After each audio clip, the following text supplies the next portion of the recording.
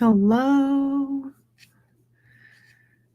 Hello. I'm just giving this a minute to get set up to just make sure that we are good to go.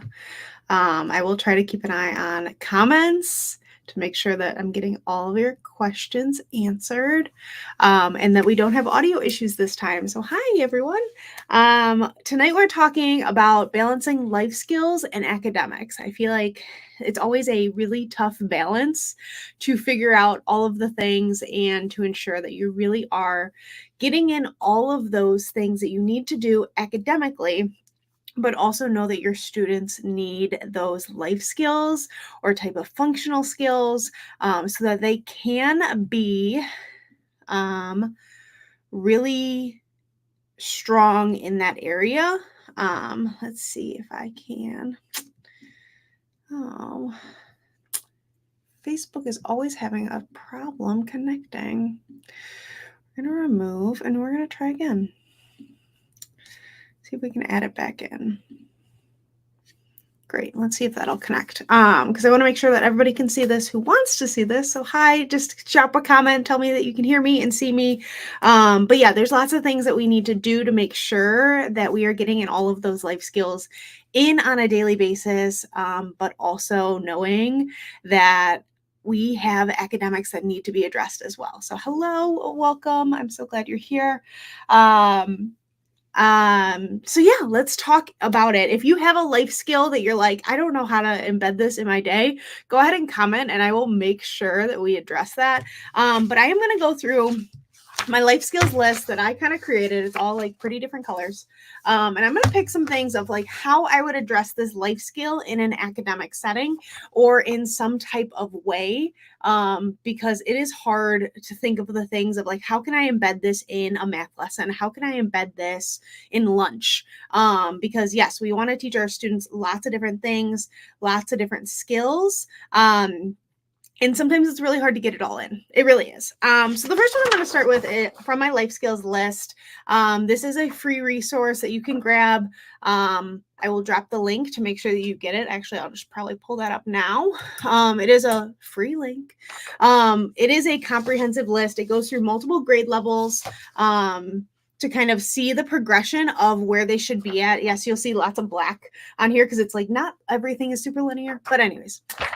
So like if I want students to be wiping tables or learning how to clear a table, which is on my list as like an early elementary skill, like this might be something that you have a person at the lunch table who really helps their peers clean up. So that could be a really great way to be clearing tables, wiping down the tables when they're done with lunch. If you have a snack time, have a student do that and be supported in that process. I'm looking over here to grab the link for you. Great. I will drop it so that you guys can grab that life skills list, or you can message me afterwards and I will make sure that you get that list as well.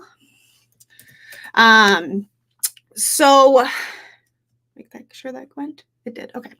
I think I might have sent it twice, but it's okay. So let's see. Let's find another one. Matching socks. Great. Matching socks is going to be a little bit harder. You might need to do a work task for that, where you might need to embed that work task in a student's day.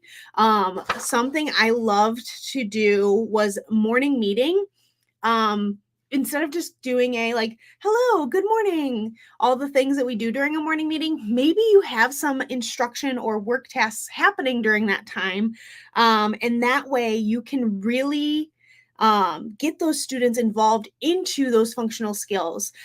So I know like morning bins are really kind of on the rise of kind of things that we want to do. So functional ways to do that is just creating work tasks and work boxes that would be super appropriate for the students to be doing those things.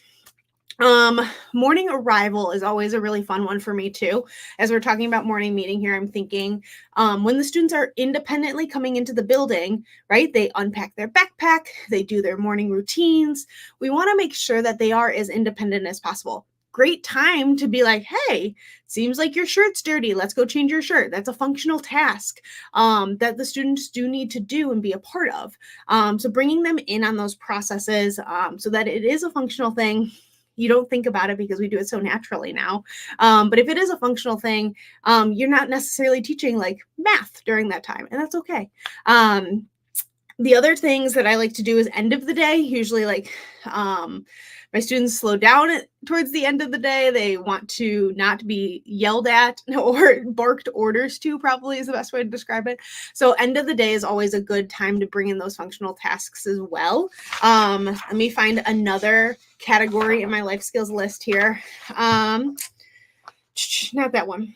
Identifying clothing sizes, knowing what the students are wearing.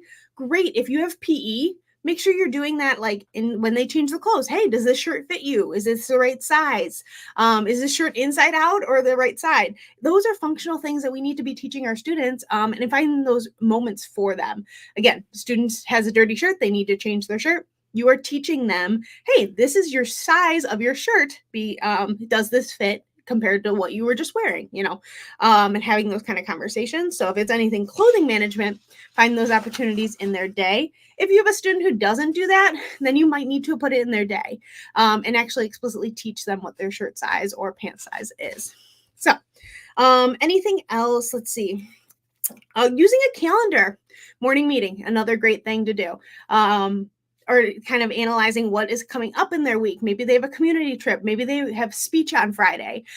Putting that in a calendar so that they can help get organized in that way, I think is super helpful as well, so that students really know what's going on in their day. A great functional task. I previously had a student who was working on calling. So like literally placing a phone call to their parents from a phone. And so that was, again, a functional thing I had. They would do it in like the middle of their day or towards the end of the day as like a check-in or check-out, and be like, hey, I had a great day. Now using the telephone was a functional thing that I had my students learn how to do. So that's an idea there. I also have a list of a bunch of cooking things. Again, that life skills list is totally free. I dropped the link already. If you need it, just let me know. A lot of these things, you can totally have a cooking session or have the students prepare their lunches, ask families to send their peanut butter and jelly sandwich undone. So there's bread and there's jelly and there's peanut butter and the student has to put it together.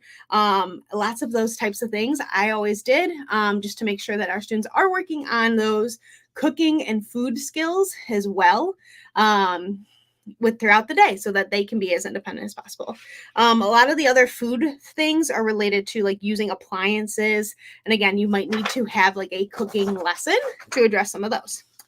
Oh, my next one on my list is my favorite one. And this is where I would bring in my life skills for leisure in the student's day whenever there is downtime, right? We finish class 5 minutes early, right? I want to give them leisure. Here's a choice board to make a choice of what you want to do during your downtime. Downtime is such a killer sometimes for our students because waiting is hard. Figuring out what's next on my schedule and where I need to go is super hard. So we want to make sure that we do have those opportunities where there is like downtime where students have to fill their own time. So leisure skills, when you have 5-10 minutes in the day, it's really kind of a great way to bring in independence, those life skills, advocating for themselves, asking for help, asking for options, all those things that we want our students to be able to do.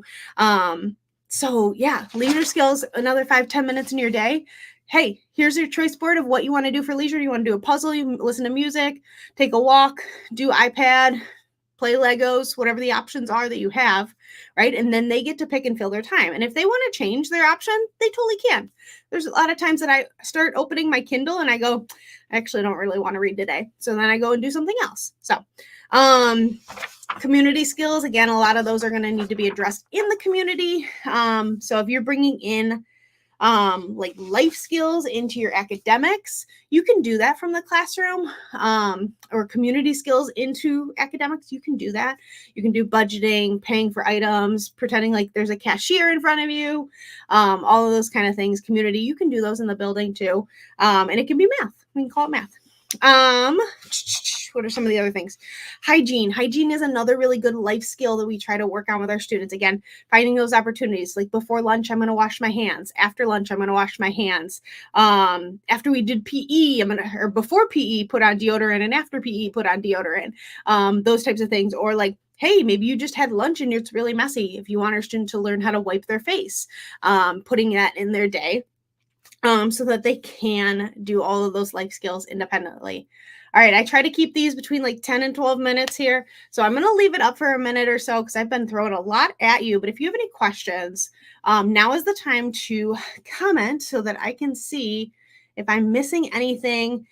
Yes, we need to teach the curriculum. Yes, we need to have those academics in there, but there's 5-10 minutes in your day that you can find for all of those life skills. Again, grabbing that list, if you absolutely need it, I will drop the link one more time. If anybody does need to go ahead and find that, that's going there. And I'll drop this link here. So again, if you want to find this life skills list, I have put it as like a leveled. So there is a progression of how to grow from it. So that's kind of exciting. So like if they are, let's find a good one. Hold on. Let's find a good one that goes across. Okay. I don't like that one. I know I have a lot of good ones. Okay, so first one might be like making cereal, then it'll be making toast, then it'll be following a recipe, then it's plan and make a meal. So following that progression kind of way, or like using a screw top container, using the microwave, opening a jar, like literally a jar, and then using a flat top grill. It's like there's lots of different ways that you can use this progression. Let's see. Oh, another leisure one. I put taking deep breaths. That's what you're starting with at the lowest level learners or youngest learners, maybe. Taking deep breaths into stretching. And then into stretching, you might go into yoga. And after yoga, you're going to take a workout class. So learning that progression throughout. So again, lots of different ways you can do that. It doesn't look like there's any other questions coming in, which is totally fine. But if you do have any questions about life skills and you're watching the replay, first of all, thank you all for being here. But I want to answer any questions you have. You're welcome to comment here. You're welcome to send me a message or send me an email.